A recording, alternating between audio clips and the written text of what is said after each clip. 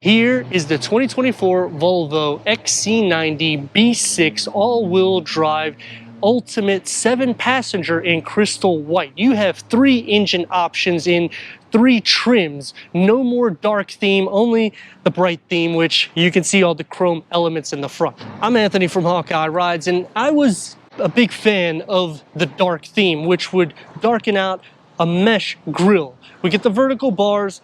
It's going to be more traditional in a luxurious set with over 8 inches of clearance. We have the adaptive air suspension, which, when you are pairing it with larger wheels, might be something to consider. Signature Thor LED headlights and daytime runnings with LED fog lights, and 3 trim options, which would be also derived for performance. This is going to be the mid-grade 2.0 liter 4-cylinder turbocharged. The B6 gets 295 horsepower and 310 pound-feet of torque paired to an 8-speed Geartronic automatic transmission. This trim is going to receive 23 mpgs for the city and 26 mpgs for the highway. Now they have a recharge, which I've done a few reviews.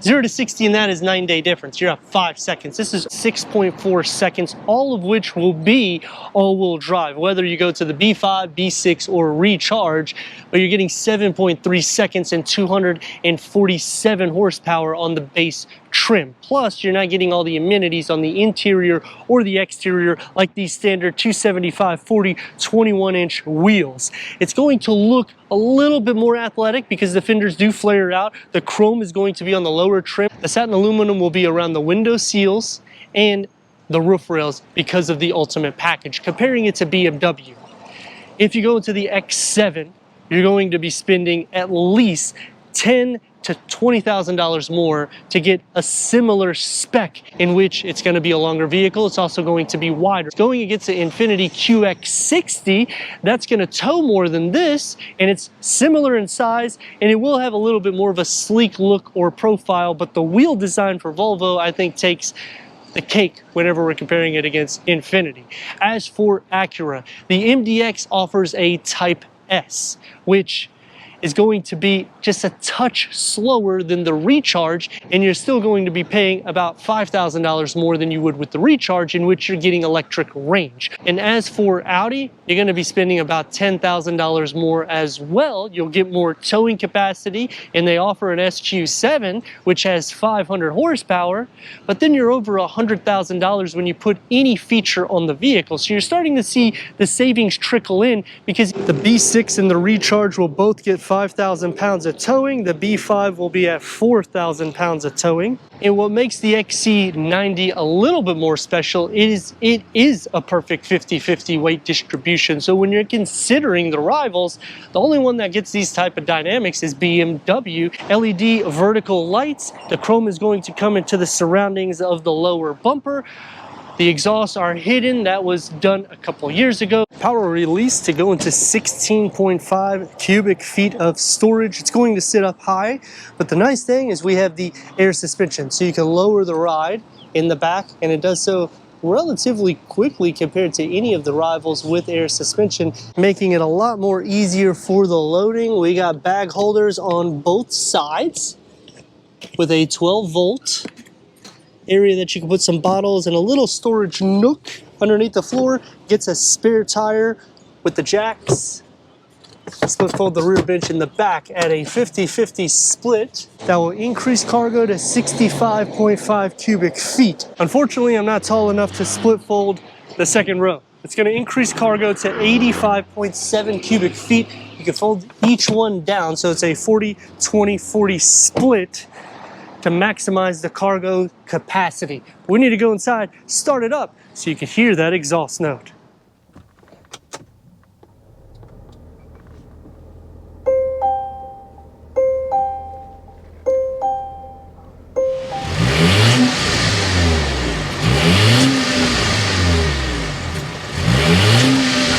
Sixteen-way power seat adjustment, heated, ventilated Napa leather, because this is the ultimate memory for the driver and passenger, and the core will have a leatherette. Headroom and leg room. The XC90 is going to have a lot more space for the front and second row. Wood interior for the dash. with the satin aluminum that's going to brush around the 9-inch vertical touchscreen with Google Maps, Apple CarPlay, no Android Auto, Sirius XM AM FM, streaming Bluetooth audio. Put it into reverse and we got a 360-degree reverse camera, full trajectory for the front and the rear. You can also click onto the sides, or you can simply just leave it in the 360. The only thing I dislike right off the bat with this particular feature is when you're putting it into reverse, it just shows as a reverse camera. You have to physically push it into 360 degrees. Bowers & Wilkins upgraded sound system gets 19 speakers with 15 channels. That's 1,410 watts. Heads-up display, this is coming into the ultimate tier. We get the tailored dash, auto-dimming rear view mirror, and a large pano moonroof. The crystal gear lever is also going to be implemented on the ultimate. When you go down the tier, it's going to be like a leatherette wrapping that you can put your fingers through. The wood opens up into cup holders and the key fob for the XC90. 12-volt charger, and you get a little area for storage. What I like about this area is if you're looking at the XC60, this is kind of back a little bit here for the actual storage compartment, whereas this one is more towards the front. I would have liked to see a pass-through. You get a heated 3-spoke steering wheel multi-function, adaptive cruise control, lane keep assist, and the gauge cluster can go through an array of information for the driver, including the trip computer. The dashboard and the door integrated together with the wood inlays, and you get the mesh for the Bowers & Wilkins sound system. It's going to be soft to touch where it needs to be, one touch up and down for all the windows, and they're acoustic windows as well with a long storage pocket, kind of a flask carved out, and you get a storage cubby here, which you will not receive in the XC60. For the second row headroom, and I have it reclined all the way. So now we're going to find the lever, and this is sitting upright. And there's the headroom as well. As for legroom, this is all the way back. Sliding it forward, it's new, so it's going to take a little bit of time to break it in. It's going to be tight, but I would be able to fit in the back. Storage behind both of the front seats. Dual climate control and heated rear or second row seats because the ultimate trim. 2 USB ports. Cup holders are going to be usable, but then you can't really use the armrest. One cool thing though is the way these seats are, but it's not going to be as comfortable if you have kids. This is a booster seat, which is simply do like that, and you don't have to pay extra money for a booster seat in the center. Now it's going to take away from the quality of the seat, which you'll see in a second. Air vents on the side. The ultimate gets the sunshades. And the door is going to have the same materials found in the front, soft where it needs to be, in about the same size storage pocket, because in the front it tapers off here and you have a little bit more usable storage. Sitting into the center, the floor is not completely flat. The rails are pushed up, so if you're considering the XC60, you might want to look at this one because you'll be sitting like that on the XC60. Butt and shoulder space will not be compromised.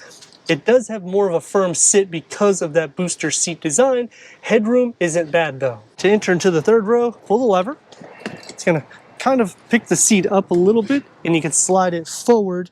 That's the entrance that you have. So I'm 6'3". It's going to be a little tight to fit 2 in the back. I've also reclined these seats back a little bit so you can see for leg space. It's going to be also tight. Sliding this one back is almost suicidal for somebody tall like me. Kind of a storage compartment in between, but because of the way the seats are, it's just going to be tight. Even with the rails, the way they're positioned, you can see you're going to be sharing feet space as well, and it kind of pushes inwards here. Air vents on the side.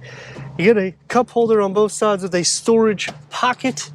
Headroom isn't that bad. It just a little bit tight for leg space in the third row. 48 horsepower more than the B5 at 295 horsepower and 310 pound-feet of torque, which makes this pretty decent in motivation because you're at 195 inches long. It doesn't weigh that much. It's a near 50-50 or right at 50-50 weight distribution, which makes it a little bit more playful whenever you're taking some bends in the roads, and you're getting a 0 to 60 at 6.5 seconds. Going into the B5, you're over 7 seconds. Going to the recharge, you're at 5 seconds flat, but 455 horsepower is insane because it's night and day difference.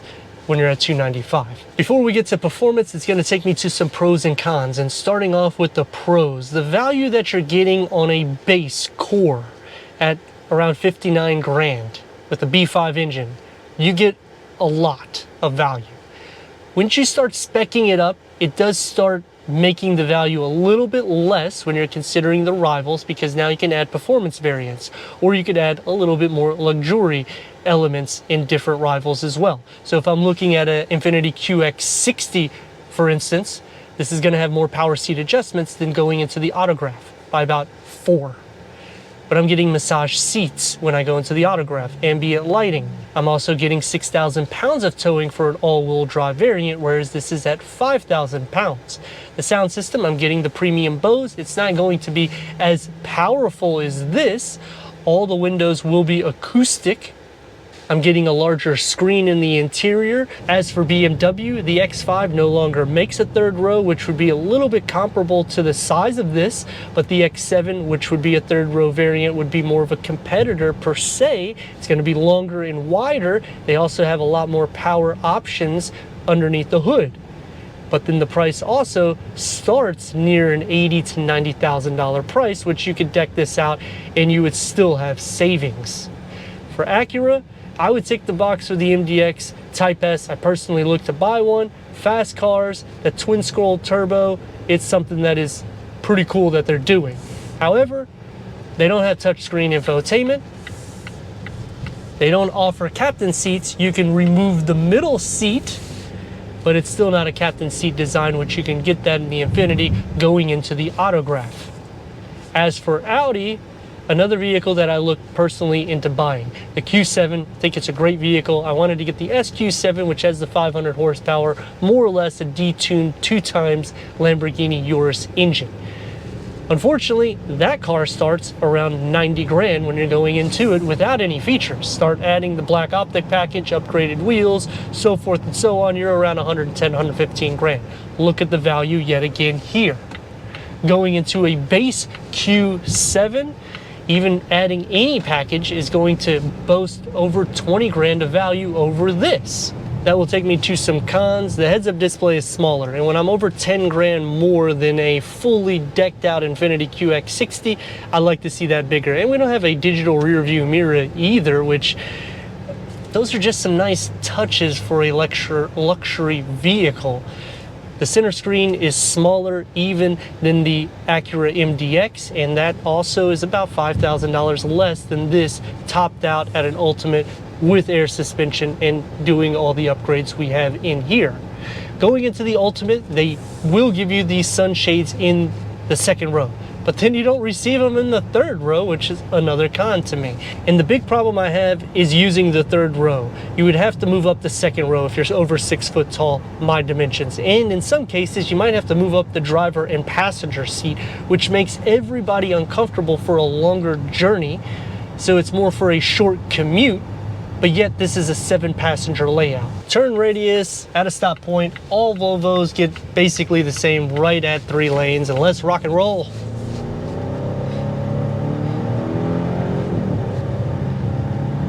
She livens up, holds itself well. It doesn't feel very large in the lane. It is a box on wheels, so I would probably tick the box at least for the B6. As for trims, I am a bit of a fan of getting more options, so I probably would go Ultimate, but then when I'm looking at the sticker, I would consider the Recharge, because I'm getting 455 horsepower opposed to 295, and a 0 to 60 sheds 1.5 seconds, and I'm getting 32 miles all-electric range. This is a great value just once you start optioning the air suspension, if you upgrade the wheels, if you upgrade the sound system.